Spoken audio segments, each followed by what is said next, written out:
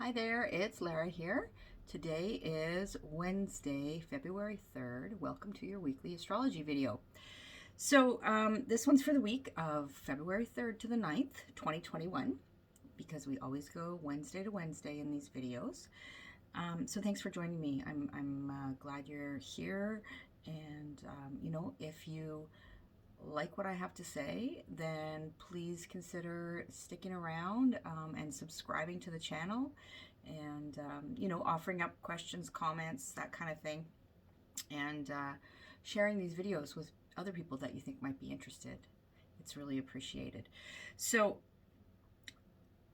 we're going to talk more about Aquarius this week, just in terms of the Aquarius area of the chart that's being really hit by a lot of planetary energy, right? But we're going to look at it through the lens of we're gonna kind of drill down to one specific aspect that's happening. We're gonna touch on a few other ones, but we're gonna really sort of do a deep dive in terms of one specific aspect that's happening this week between Venus and Saturn. So, and I'm going to continue on with this format of giving you some questions to ponder, right? So you can use those questions as just food for thought. You can use them as journaling prompts. You can use them to get a clearer understanding of what's going on for you specifically, right, in relation to the astrology. So, and honestly, the thing is, even if you know nothing about astrology and what's going on in the sky right now, those questions are still going to be helpful to you. So,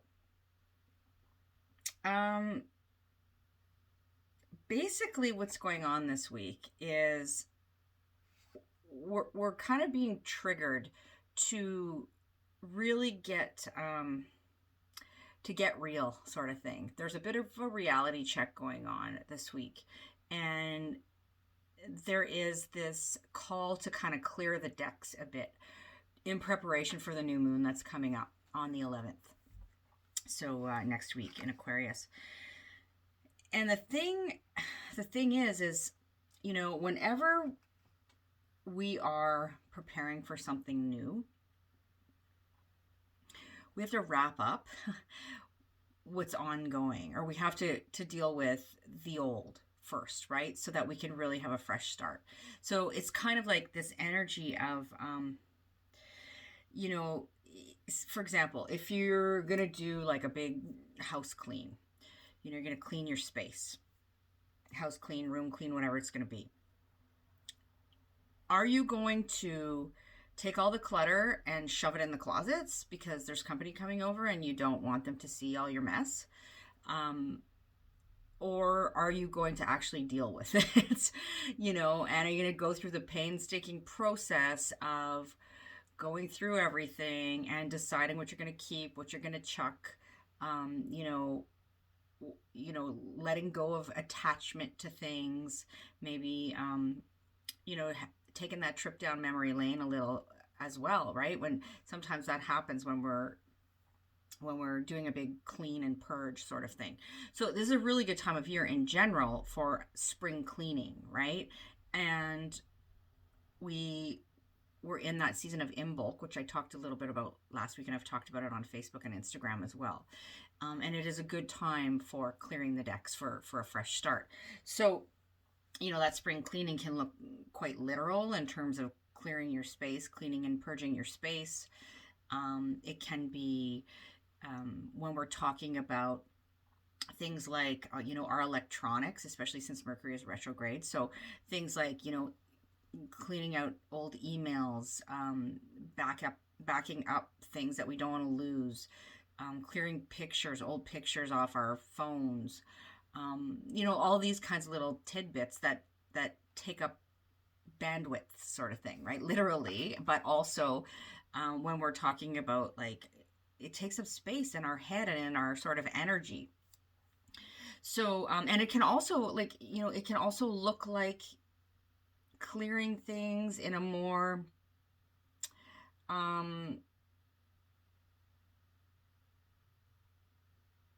relational sense, clearing up things in relationships, clearing up things in terms of our finances. All of these themes can be, going on right now.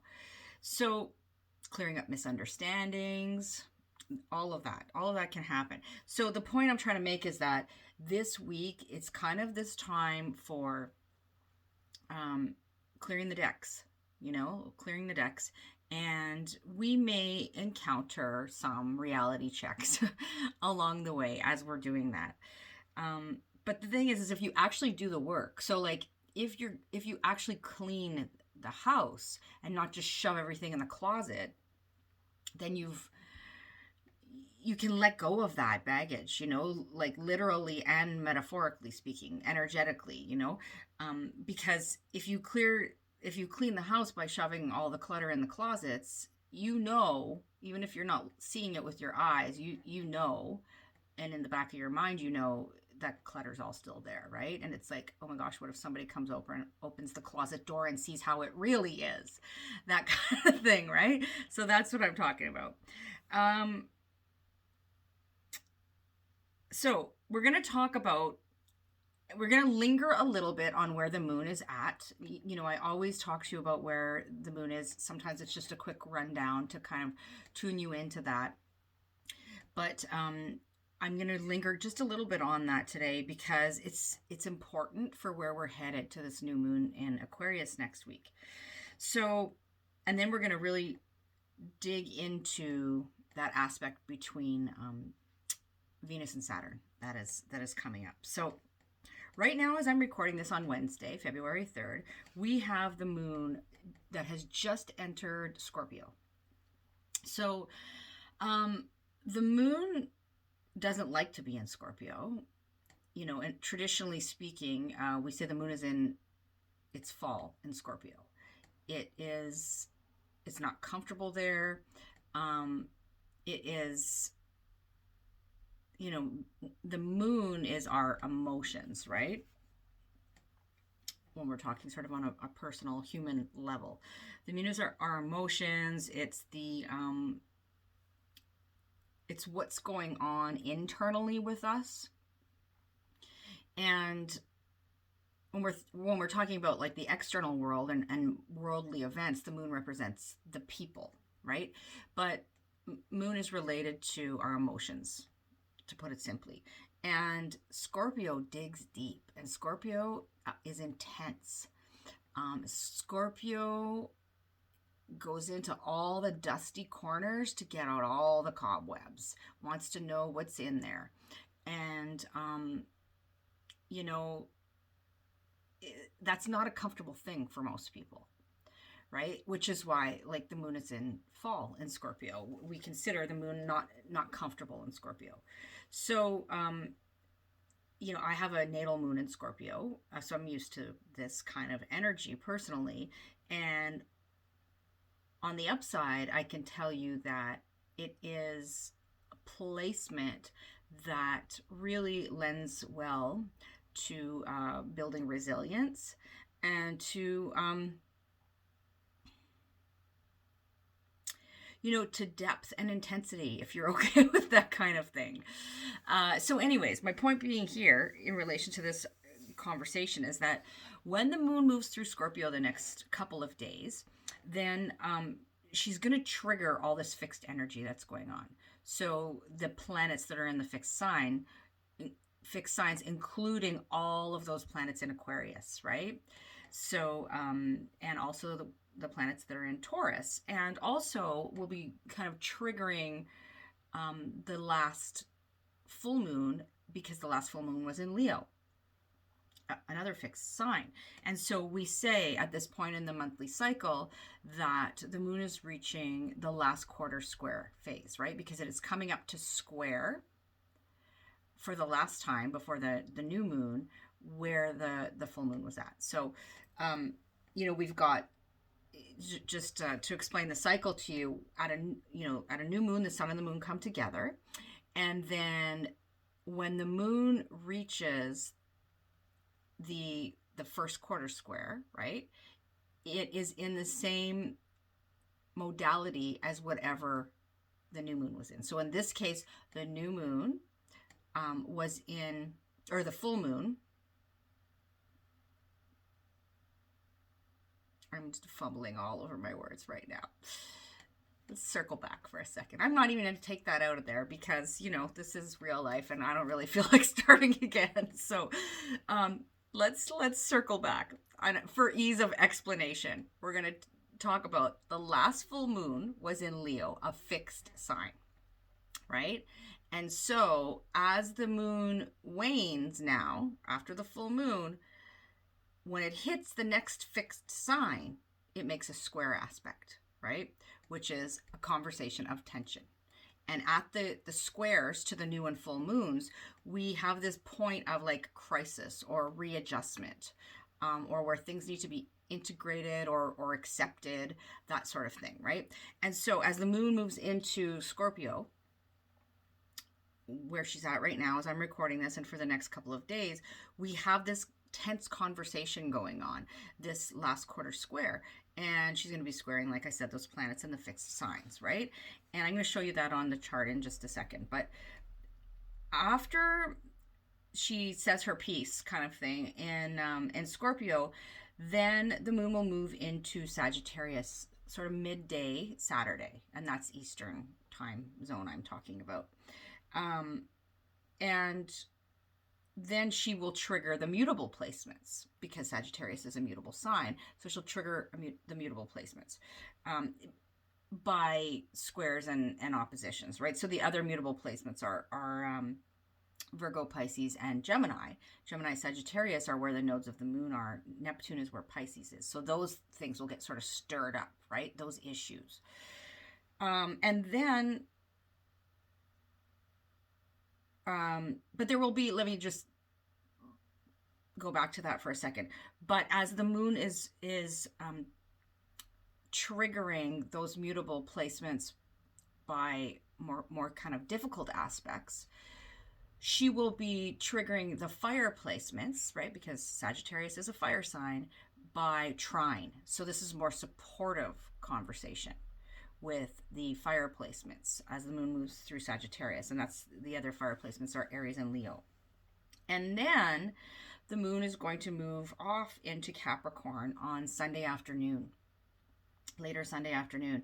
And then the moon will trigger the cardinal placements, right? So cardinal, the other cardinal signs besides Capricorn are Cancer, Libra, and Aquarius, and Cancer, Libra, and Aries. So, and she will trine the earth placements, the other earth signs, Virgo and Taurus, while she's in Capricorn. So that when the moon moves through Capricorn is going to call up that ongoing transformation that's still happening in Capricorn, in the Capricorn era of our chart, because Pluto's still there for the next more than 2 years, close to 3 years, I think. And, you know, so it will revisit those themes, whatever's been going on in the Capricorn area of our chart. So all that to say that between now and the next new moon in Aquarius on February 11th, the moon is going to move, like sweep through, let's stick with the spring cleaning analogy, sweep through 3 houses in your chart and into the 4th house, which is not the literal 4th house, but into a 4th house in your chart, which is wherever Aquarius sits for that new moon, right? So it's kind of like if we look to those preceding houses, the 3 houses that precede Aquarius in our chart, we can kind of get a sense of where things are wanting to be swept out, spring cleaned, so to speak. You know, that's kind of the way that I see this process happening. And then when we look to the Aquarius house, and I'm going to talk about that later in the video, this is where this reality check is happening for us. You know, I'm talking about this week. There's lots going on in Aquarius over the course of February. You know, and that new moon is going to highlight that. But we're going to have this reality check. And it's like that area of life, the house that Aquarius sits, it may feel a bit like you know, we encounter a rough patch, a tight spot. Um, but that's actually needed to allow, like, we have to sort of face that and deal with it so that we can, again, clear the decks for the new moon that's coming in Aquarius, for new energy to enter, right? That area of the chart. So I want to show you the chart, and then I'm going to go carry on. Here's the chart. It's for today, actually. So these are the placements for today. So we've got the moon, as you can see, 0 degrees Scorpio, and she'll continue through Scorpio, as I said, hit Sagittarius on, I think I said Saturday, and then move through, let me just check my notes here. Yeah, and then move on later on Sunday into Capricorn. So, and then, you know, eventually on the 11th, we'll have the new moon in Aquarius. But you can see, so when the moon is in Scorpio, it's making an opposition to Taurus, right? So we'll trigger Uranus in Taurus, Lilith in Taurus, Mars in Taurus by opposition. And we'll also trigger where the full moon happened in Leo by square, and will definitely trigger all these planets in Aquarius, right? Where we can see Mercury, the Sun, Jupiter, Saturn, and Venus all in Aquarius. Asteroid Pallas is there too, but I didn't put her on the chart. So that's how that works. So here we've got, like I was just pointing out, Aquarius, all the planets in Aquarius still squaring, you know, the action down here in Taurus. But Venus has recently just moved into Aquarius to join, you know, this stellium. We call it a stellium of planets, a collection, a council, a grouping of planets here in Aquarius. And then come the new moon, right? The moon's going to enter there as well. And then there'll be even more planets. And the moon will trigger each of those planets and sort of wake them up, kind of thing. So, but what I want to talk about at greater length today is the fact that Venus, we can see here, is getting closer and closer to Saturn. And they are going to come into an exact conjunction. I'll take that away from my face now.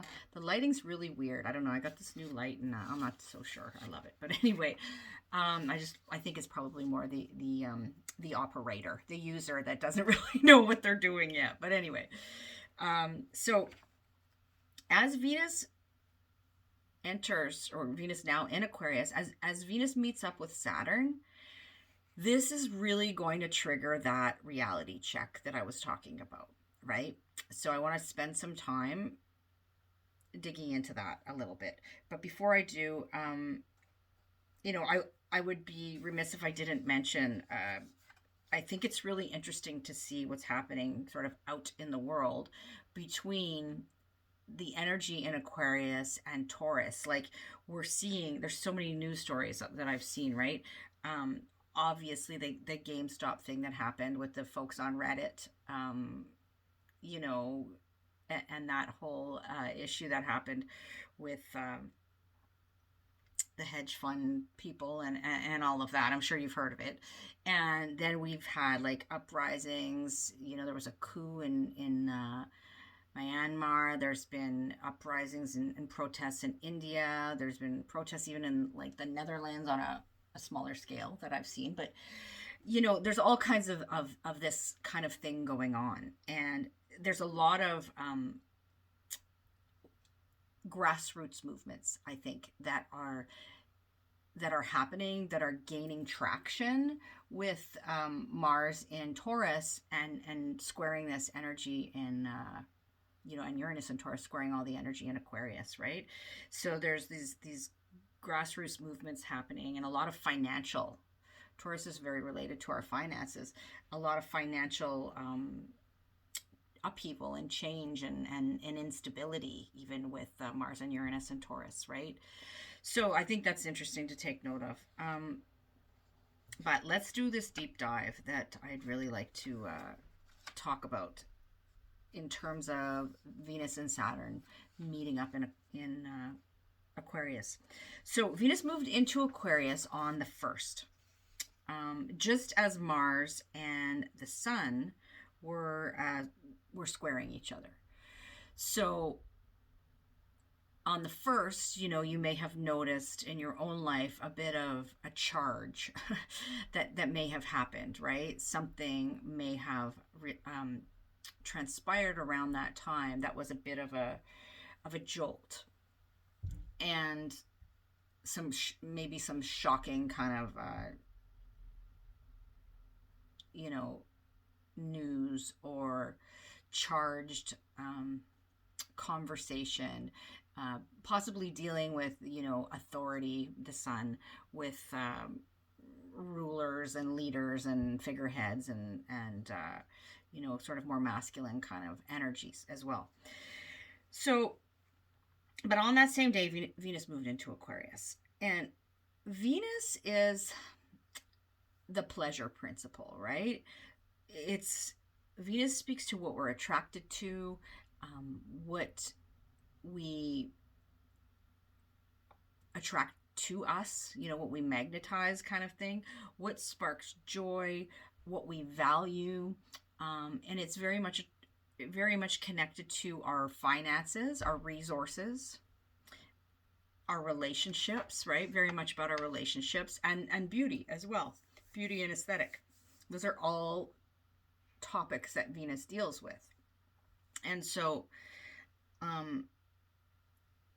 Venus is coming into this difficult conversation with Saturn, meeting up with Saturn on the 6th, on Saturday. It will come exact, right? And so they'll be like right sort of shaking hands at that time on Saturday.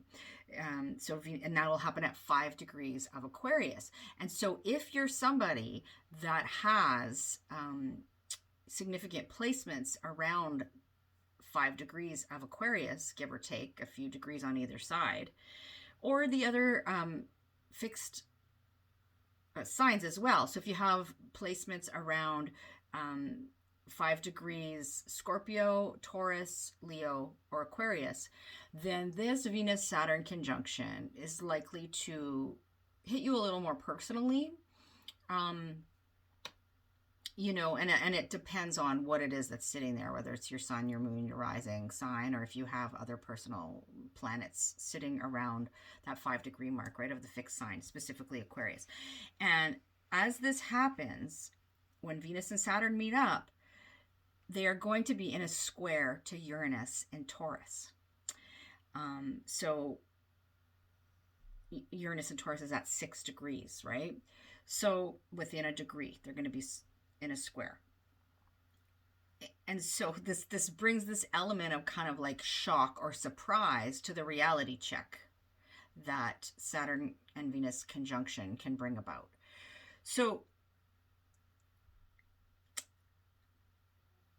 one of the reasons I decided to focus on this was because there's a couple of reasons. One reason is because, we're doing so much talk about Aquarius that every week, it's like, what do I talk about that's new, right? What can I bring you that's something new, even though we're still talking about sort of the same house in your chart, for example.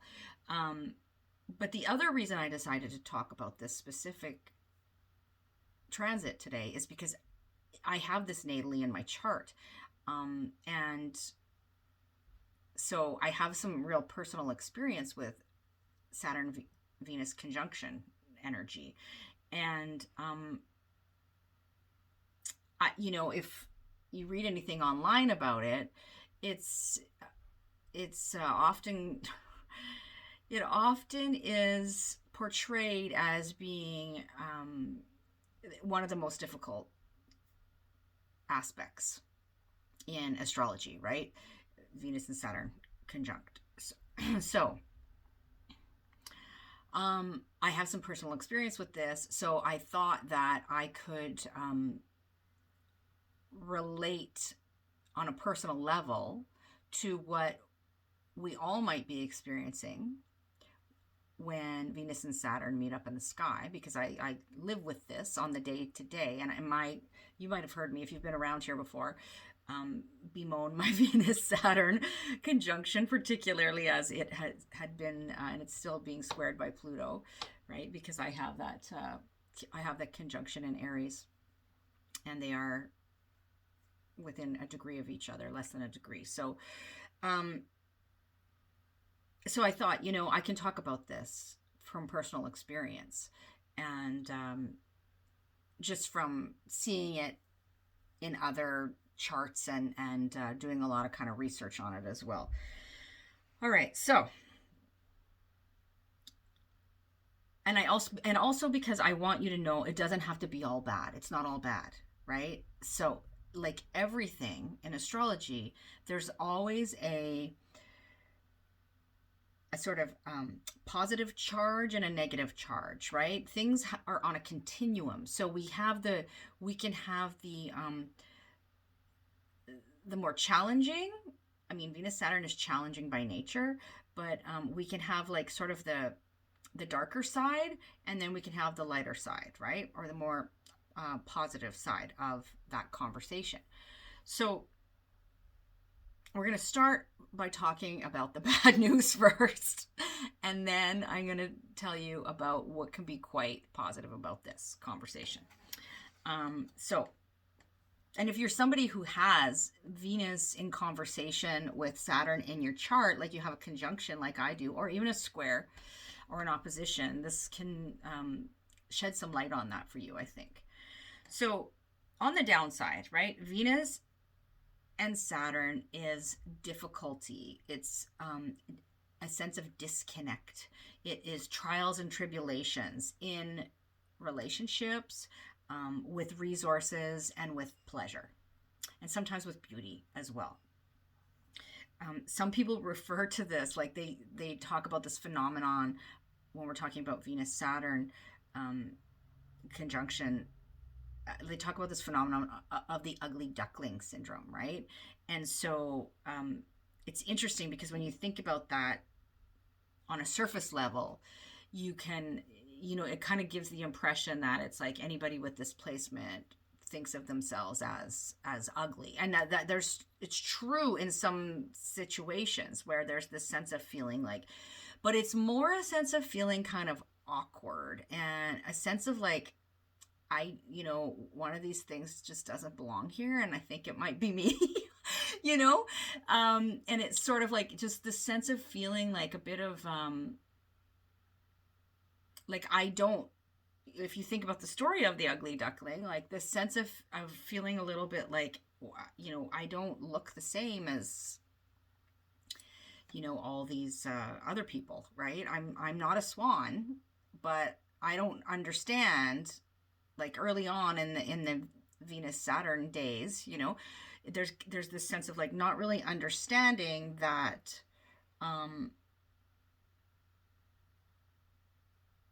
you're not the same necessarily as all the people. That's what you're comparing yourself to, is all the people around you, right? So in the ugly duckling story, I think it was actually a swan that was raised by ducks, and so there's this sense of somehow being like part of the group, but not really. There's something different about, something different about you. There's something like I don't measure up, I don't compare. And then at the end of the story, the ugly duckling story, realizes that, well, the reason is because it's like comparing apples to oranges, right? So,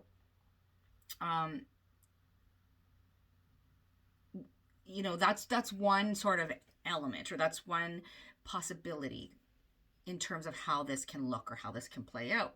So, but there's also this sense of there can be a sense of like lack in those areas as well with Saturn and Venus. And when I say those areas, those themes like relationships, money, love, resources, affection, beauty, these kinds of things.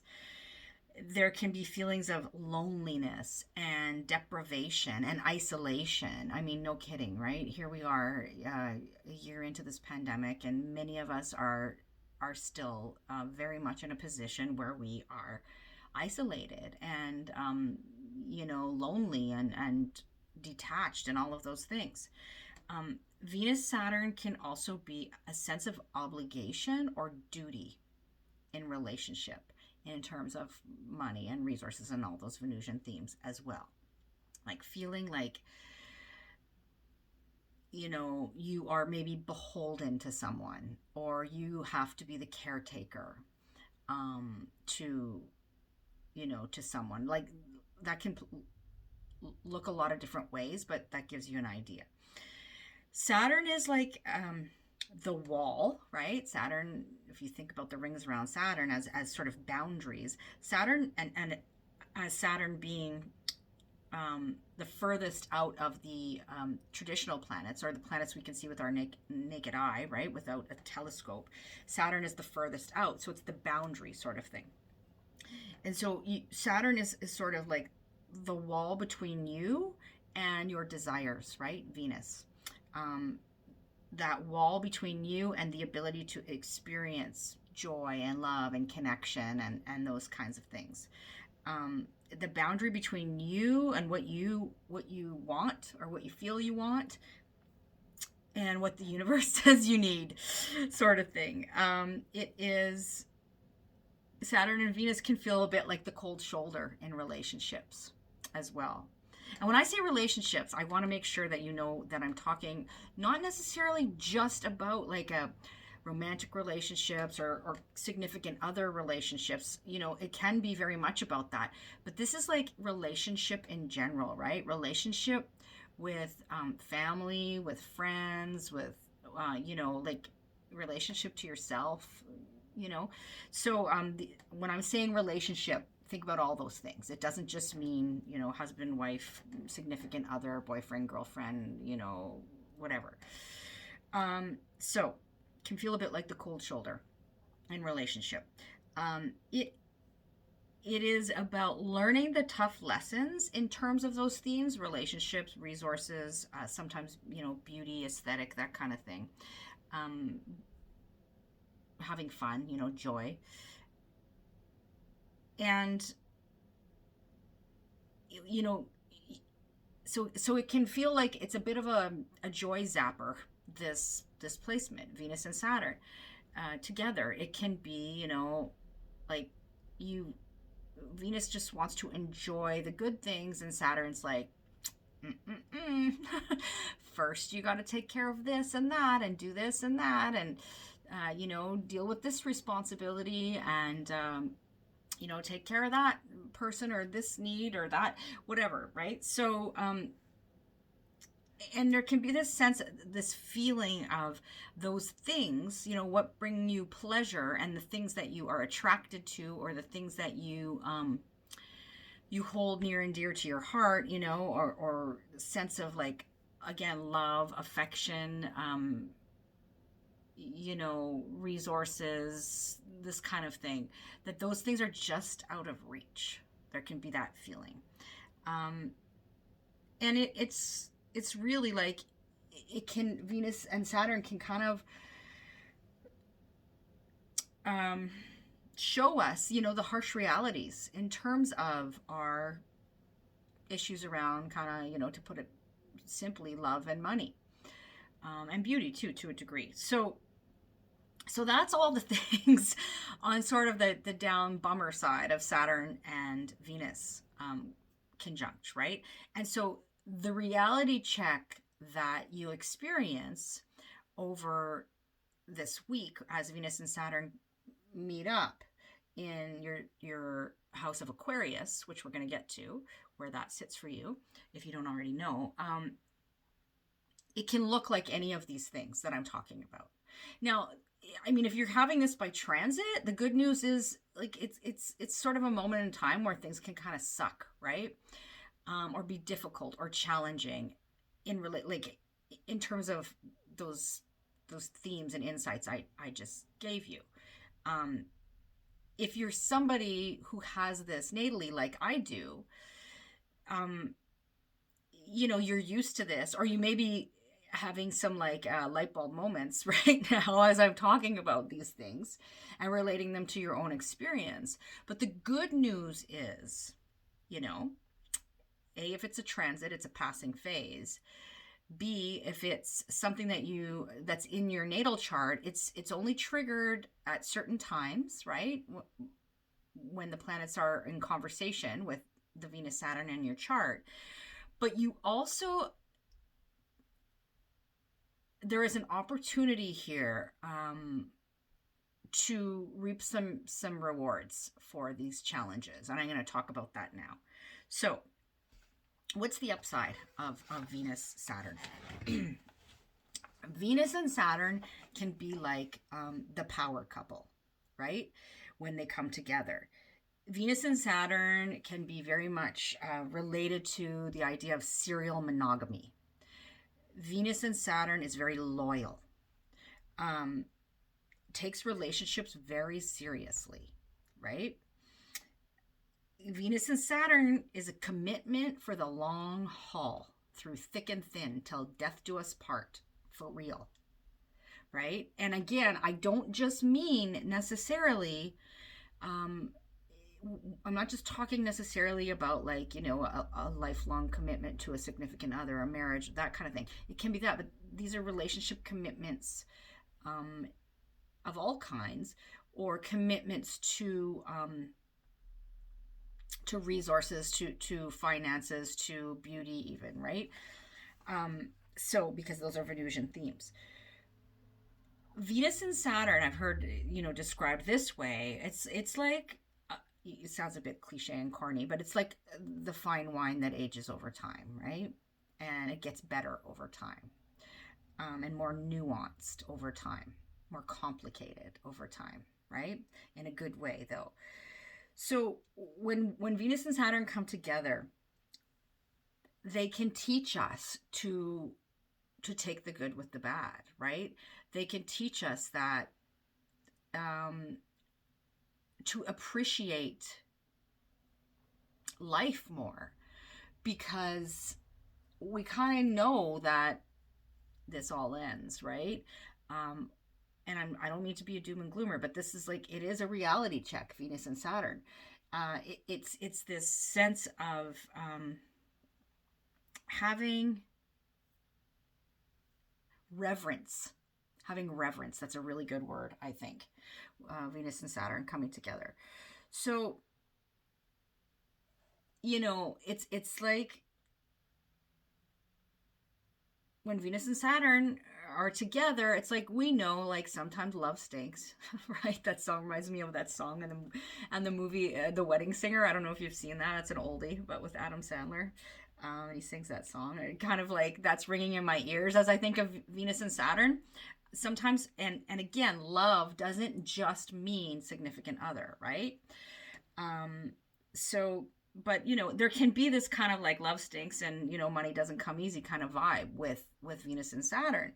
But if we commit ourselves, right, to our loves, whatever and whoever they may be, if we work at pleasure and we take that seriously, if we are willing to sort of put in the work, and through the challenges, through the thick and thin sort of thing, then eventually we reap the rewards, right? Because Saturn doesn't make false promises.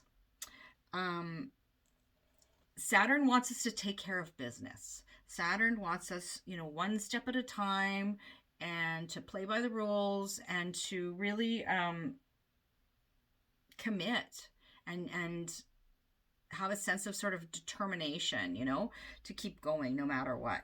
So if we do that, then we get to reap the rewards. We get to feel that sense of accomplishment, and we get rewarded in some way at the end, right? So it's like, the other thing with Saturn and Venus is that the results of our trials and tribulations and our efforting in these areas of love and money and, relationship and beauty and that kind of thing, resources, it may be delayed because Saturn tends to delay things. But, it might take longer than we had hoped, sort of thing. But ultimately, the results come, and they are long-lasting. So, um,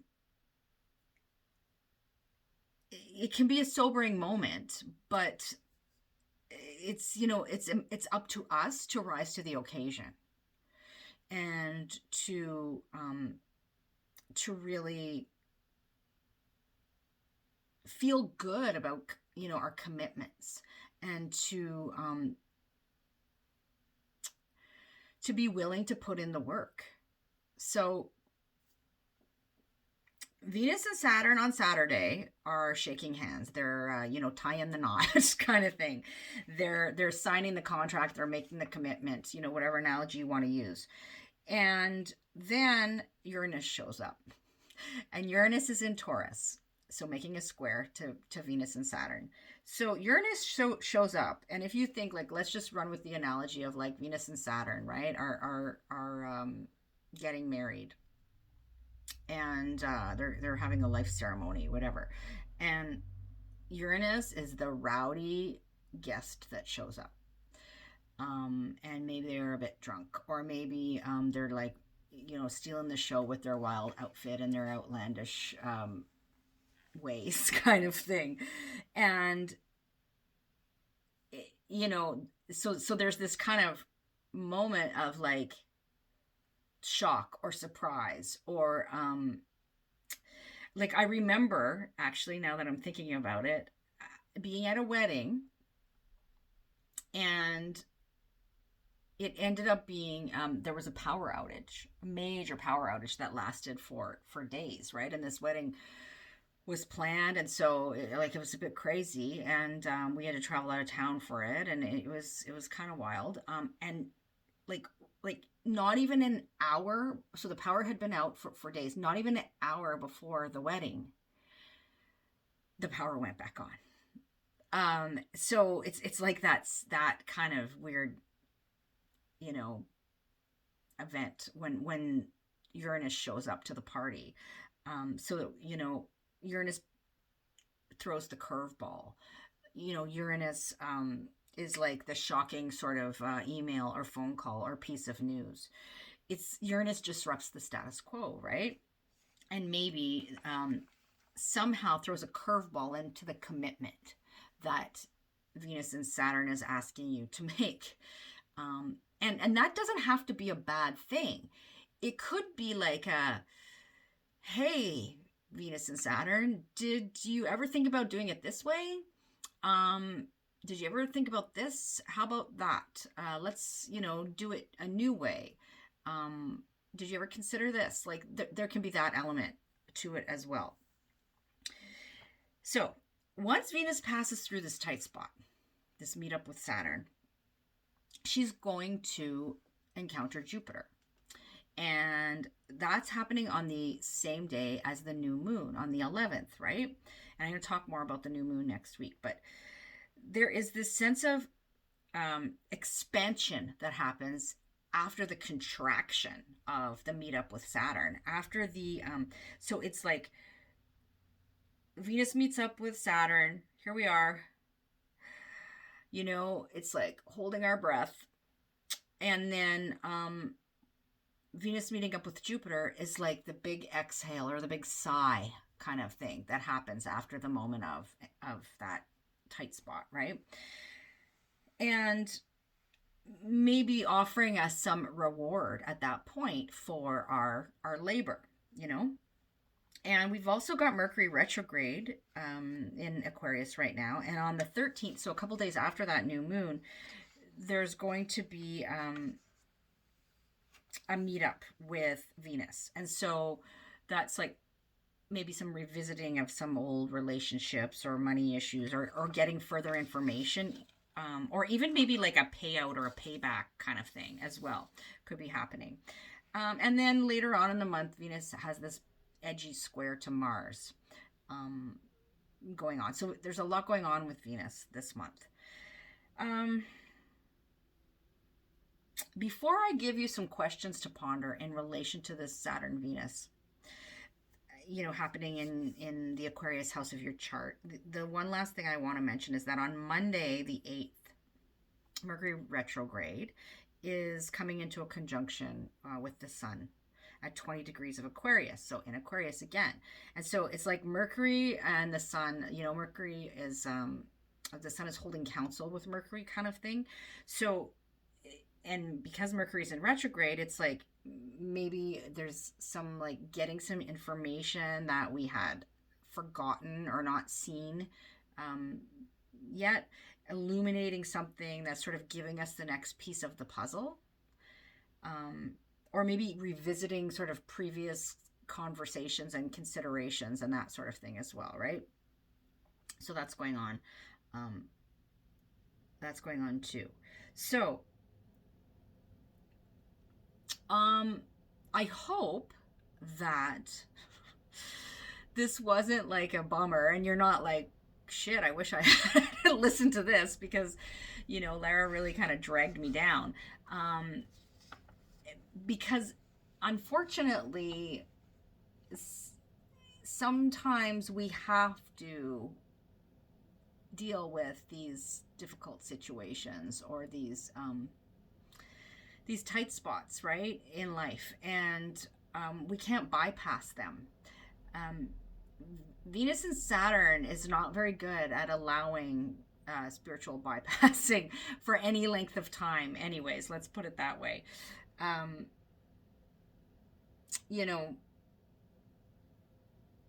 Although I think that there can be, with some other things going on that I didn't even mention, right? That square, Neptune squaring the nose, some other things going on, that there is potential right now for people really wanting to escape reality a little, because, reality is kind of harsh for a lot of folks these days. And, but Venus and Saturn's like, you could do that sometimes, but you can't live your life like that, really. It doesn't really go that well.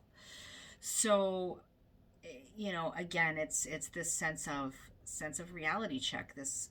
But it teaches us resilience and reverence, and to keep putting one foot in front of the other. To knowing that eventually, if we have patience and commitment, and we really do the hard work and we move through the challenges, then the rewards come, right?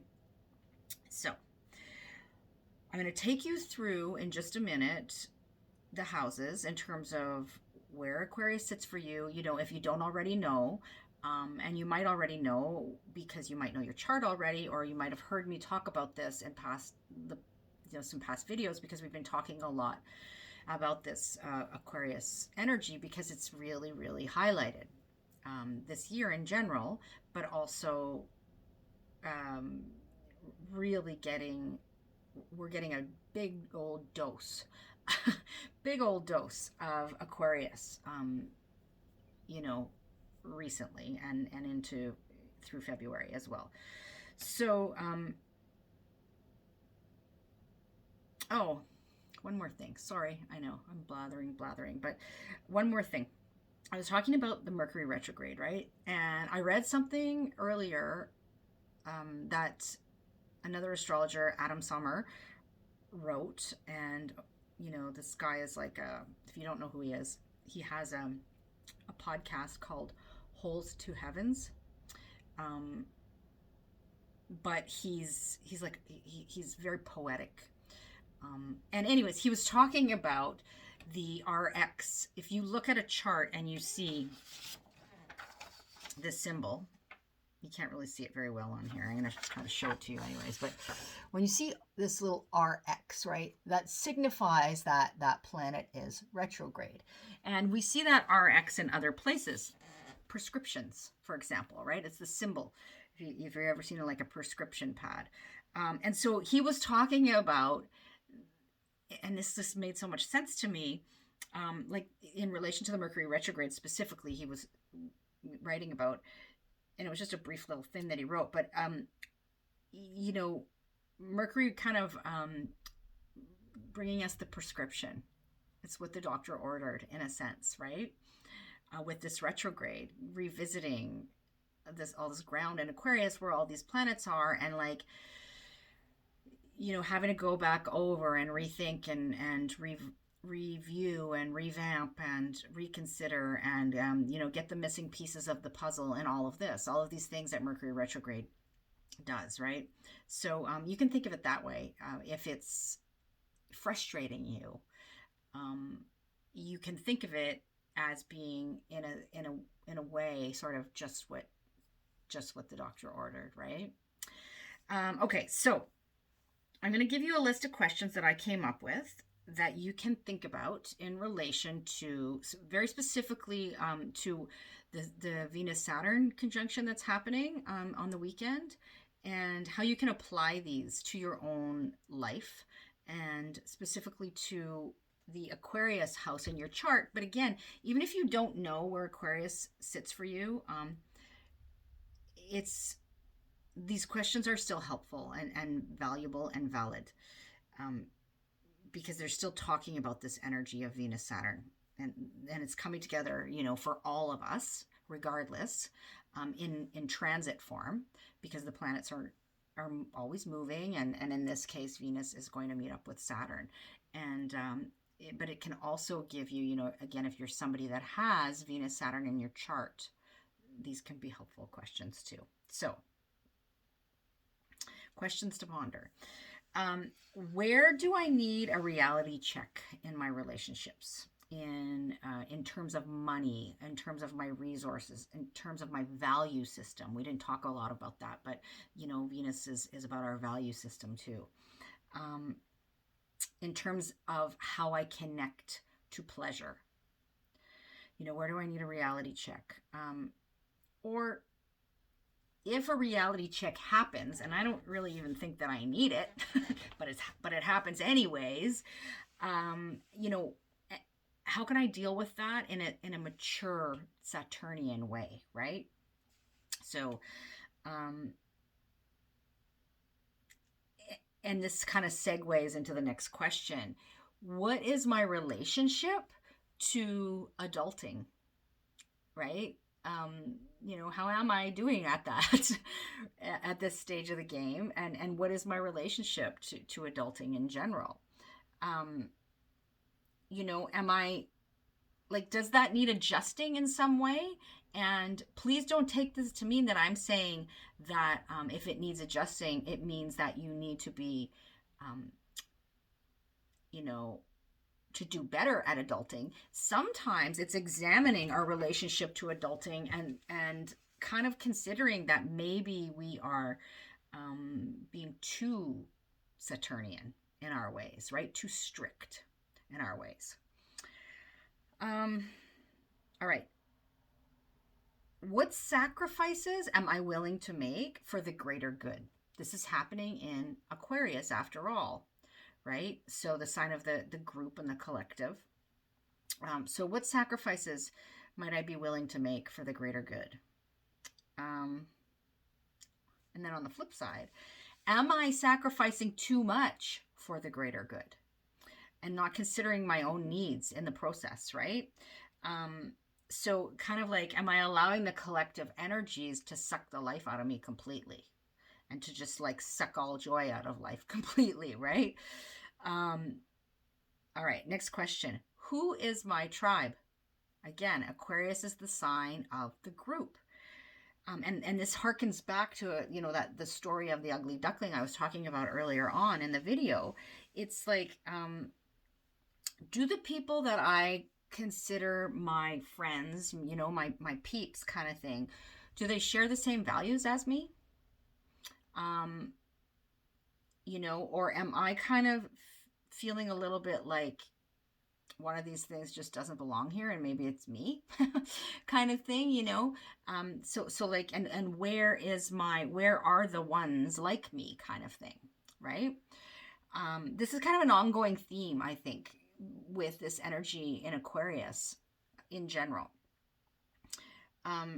So where am I experiencing a reality check in my group relations? And that can be in terms of friendship groups. It can be in terms of any kind of like group you're connected to or associated with, the collective at large sort of thing. Um, do I need to set boundaries or exercise some tough love in friendships or with groups? Or even in terms of like networking, the internet, that kind of thing, maybe let's like, do I need to take a bit of a break there? That's a possibility. I don't know if I think I used the phrase tough love earlier in the video, when I was talking about Saturn, Venus, and this reality check. That can feel a bit like tough love, right? So do I need to exercise some tough love, or unfortunately, do I need to experience a little tough love myself? So that I can,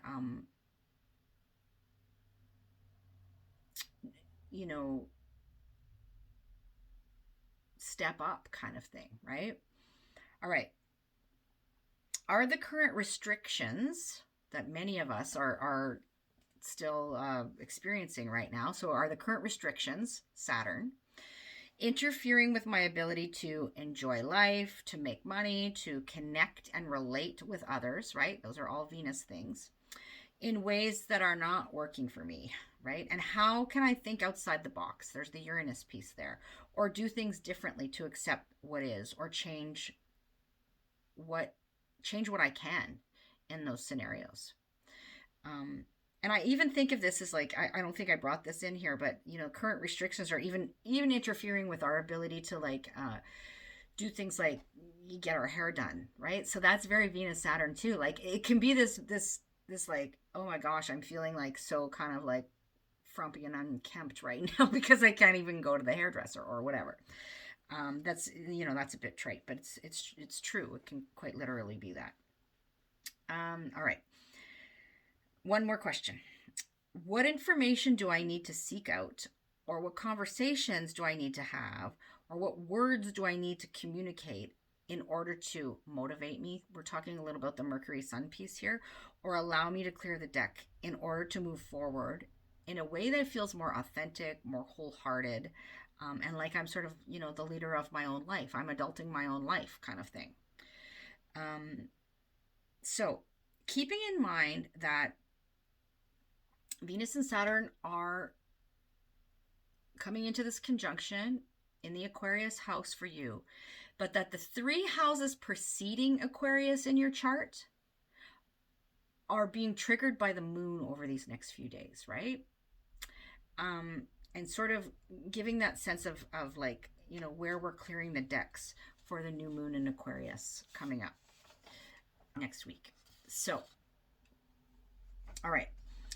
We're going to start, we're talking first and foremost about rising sign. So if, when we're doing a general forecast like this, listen first and foremost to your rising sign.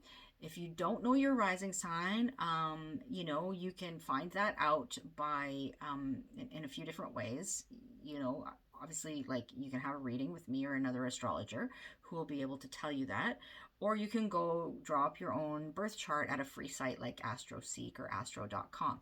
But beware that in order to know your rising sign, you need a birth time.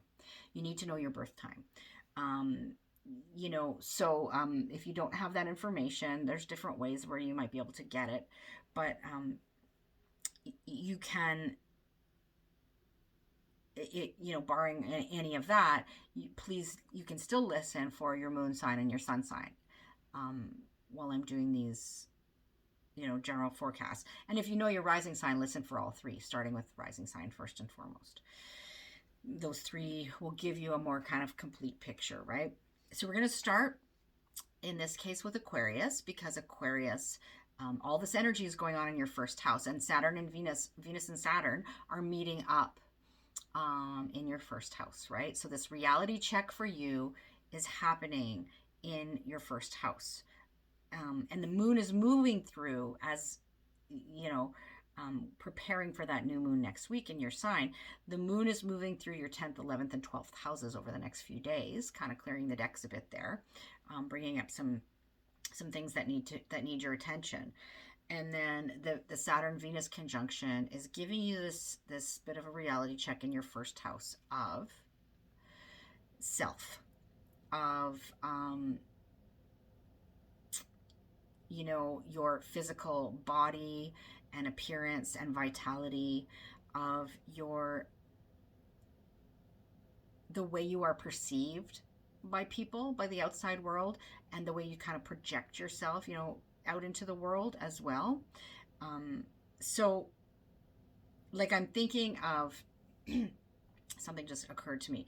So, my niece, who had her birthday yesterday, happy birthday, Haley, if you're seeing this, she's, you know, in the sort of throes of her Saturn return, because she's of that age, right? So your Saturn return happens in your kind of late 20s to 30, sometime around age 29-ish kind of thing. And that is a real moment of a call to adulting, right? Like, we think of it in our society where it's like, oh, you know, when you're 16, you're allowed to do certain things. When you're 18, you're allowed to do certain things. You know, when you're 19, when you're 21, we have all these kind of milestones that we consider to be, you know, when young people reach like adulting milestones. But really, it is around this time of the Saturn return when we really, really reach that point where it's a bit of a reality check in terms of, are we on the right road? You know, because I don't have, like, life is not finite. And so, you know, it's kind of like, I need to make sure that I'm doing what I really want to do.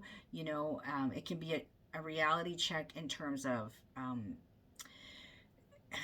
you know, like, am I in the job that I want to be in? Am I in a relationship I want to be in? What do I want out of those things? Is it time to settle down? You know, like, there's a lot of different questions that come about at the Saturn return. So anyways, this Venus Saturn conjunction in the first house, even if you're not at your Saturn return, Aquarius, it's kind of like a moment of that, if you will, right? And the first house is important because it's like, it's the beginning, it's the foundation for everything else, sort of thing. And so consider those questions that I pondered, or that I posed to you, in through that lens of the first house, right? And all of those themes of Venus Saturn that I spoke about earlier in the video. All right, that's for you, Aquarius. Next, we're moving on to Capricorn. So Capricorn, for you, you've got the Saturn-Venus conjunction happening in your second house, which is where Aquarius sits for you. So this is this reality check moment, this call to, you know, maybe some tough love, or any of those other themes, excuse me, that I talked about in relation to Venus and Saturn coming together. Could be long-term commitment, you know, making a long-term commitment, that kind of thing as well, in relation to your finances, your values, your resources. You know, resources are all like, resources is our money, but it's also our time and our energy, and it's the things, it's our food, even, you know, things that we need to kind of live and get our basic needs met. And it's our sense of worth and self-worth is the second house as well. And so this is where you're having this opportunity to really, you know, to face a reality check, but maybe also to make like a long-term commitment, or that kind of thing as well. And then the moon is sweeping through your 11th, 12th, and first houses before it reaches the second house over the next few days, right? Before it reaches the second house, and eventually next week on the 11th, we'll have the new moon in that second house as well. Okay, that's for you, Capricorn. Next, we've got Sagittarius. So for you, Sagittarius, Venus and Saturn are coming together in your third house. Excuse me. And so there is this moment of, you know, reality check, or a chance at making sort of like a longer term commitment, or to step up in some way. You know, all those Venus Saturn things I talked about at length earlier in the video, in relation to your communications, to things that are in your immediate environment, things and people, that are in your immediate environment. That's third house as well. Teaching and learning, more of the kind of like early learning sort of stuff, anywhere from, preschool to kind of high school sort of thing, or learning the basics of something. This can be in relation to commerce, to marketing, that sort of thing as well. The people in your immediate sphere, which we often think of as our peers and our cousins and our neighbors and teammates and that sort of thing, right? So this is where this kind of Venus Saturn tough love reality check, in it for the long haul kind of thing is showing up for you. And then you've got the moon triggering your 12th, 1st, and 2nd houses over these next few days until we reach the new moon on the 11th, right? Which will also be in your 3rd house. So, and there's a fresh start then, but we'll talk about that next week. So that's for you, Sagittarius. Listen to the questions, that I posed, and consider those through everything else that I've said. Okay, Scorpio, you're next on the list here. And so you've got the Venus Saturn happening in your 4th house. So this is a moment of reality check, of tough love, of building resilience, maybe making a long-term commitment, in terms of your home, your family, your place of living, your sense of emotional security. There's this sense of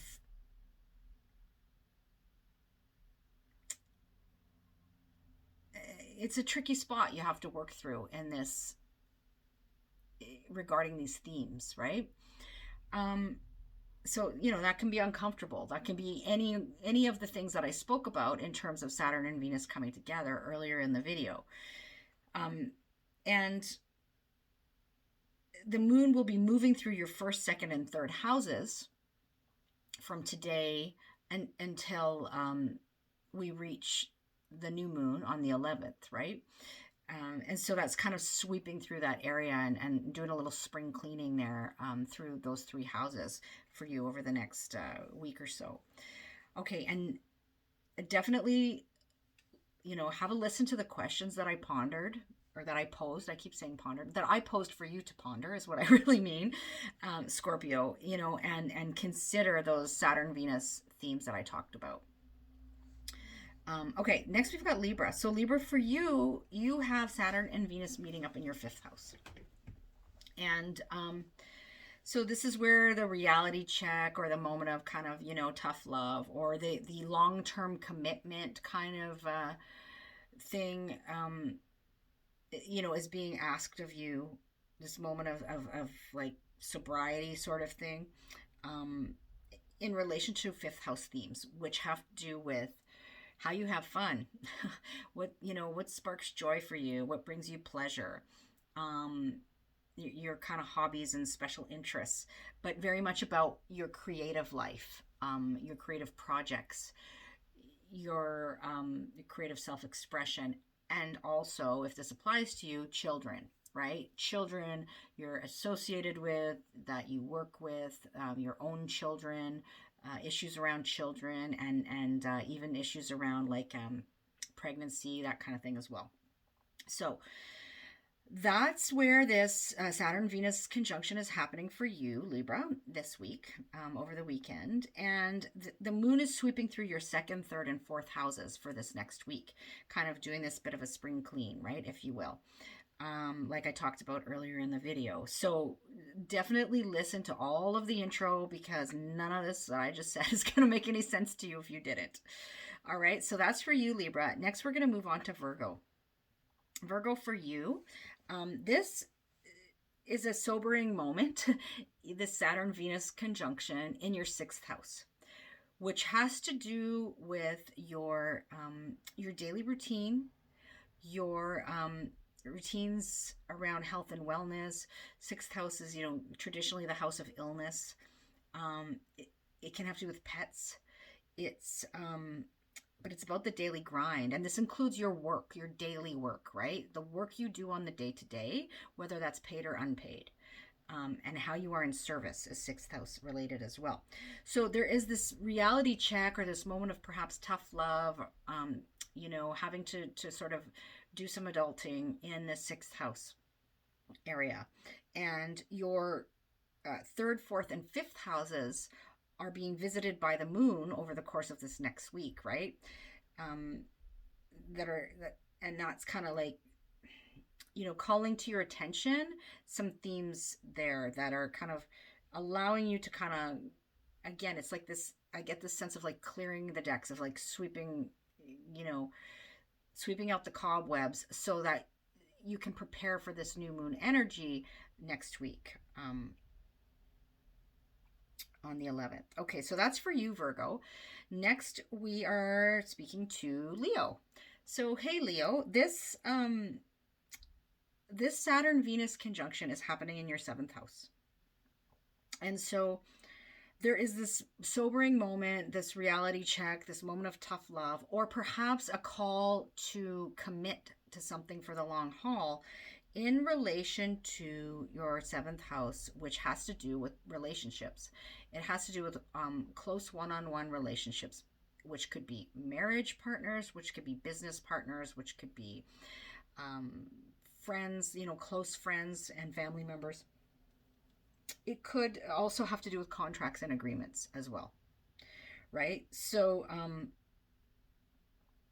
these are the themes that are being triggered by the Saturn-Venus conjunction. And there's a whole bunch of other planets in Aquarius too that I showed you on the chart. But Saturn-Venus is this, like I said, this moment of reality check. And we did a deep dive into what this could look like earlier in the video. So please do have a listen to that. And then, Leo, you have the moon sweeping through your 4th, 5th, and 6th houses, right? So those 3 houses preceding the house that Aquarius sits for you, that are kind of clearing the decks for the upcoming new moon. All right, next we've got Cancer. So Cancer, for you, you have the Saturn-Venus conjunction happening in your 8th house. And so this is this moment of could be making a long-term commitment. It could be, a rather sobering moment. It could be a moment where it feels like a reality check, some tough love, a sort of having to face, something that you don't necessarily is not necessarily giving you the warm fuzzies, maybe. In relation to 8th house themes, which has to do with something that comes to mind, Cancer, is mortality, right? Is one of the things that is 8th house related. And so this could like, in a very literal sense, this could have to do with like having a will drawn up. Not the most fun thing, but a necessity, right? So something like that. But it's anything having to do with this kind of the notion of, transformation, death and rebirth cycles, other people's money. So mortgages, taxes, insurance, debt, wills, all of those things, right?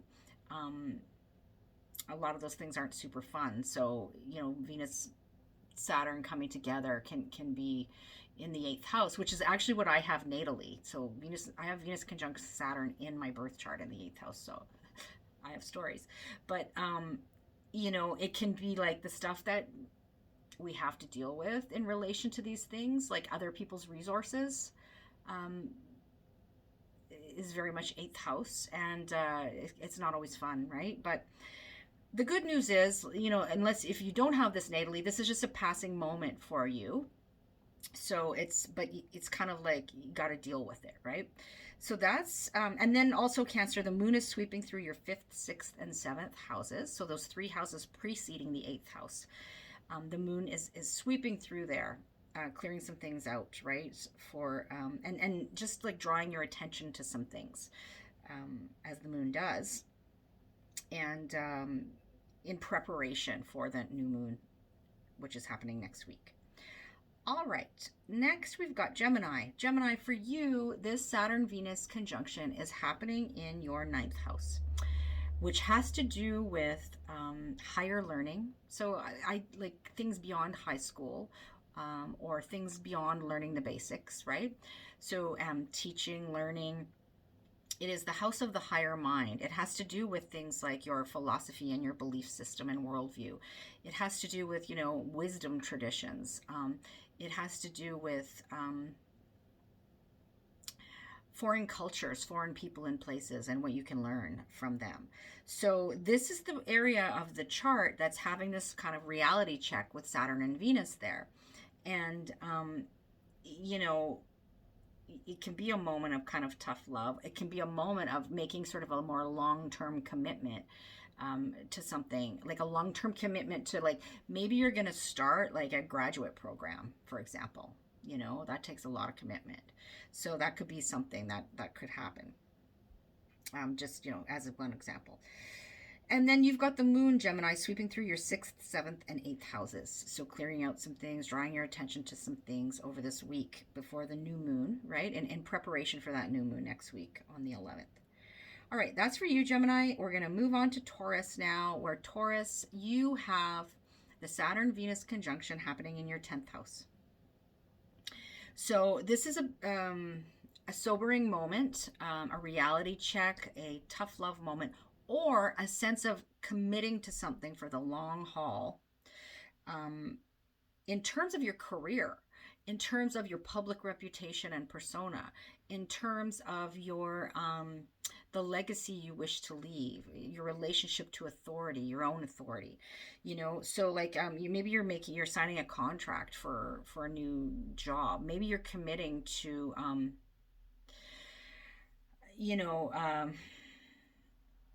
something that is going to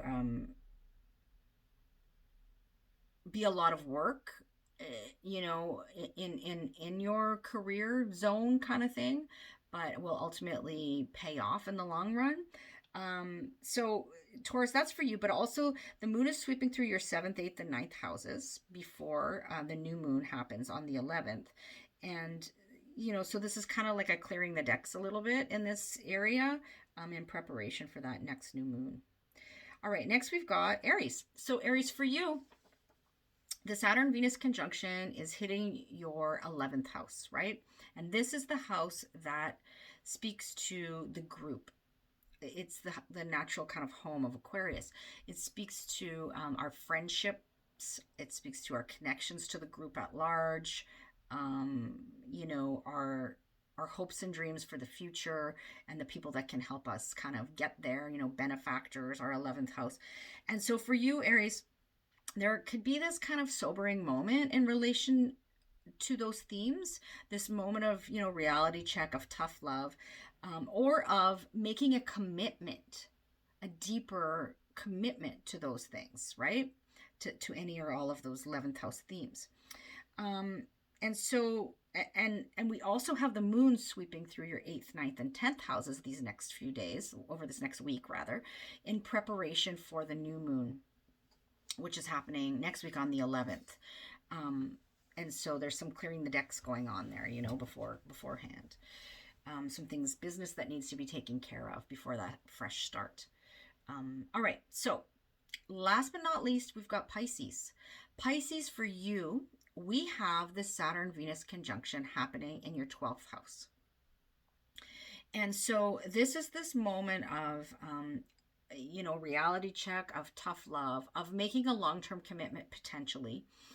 Any of those Saturn-Venus themes that I spoke about in the introduction, right? In relation to 12th house themes. Now, the 12th house deals with the things that kind of go on behind closed doors and behind the scenes in general, right? And so that can be,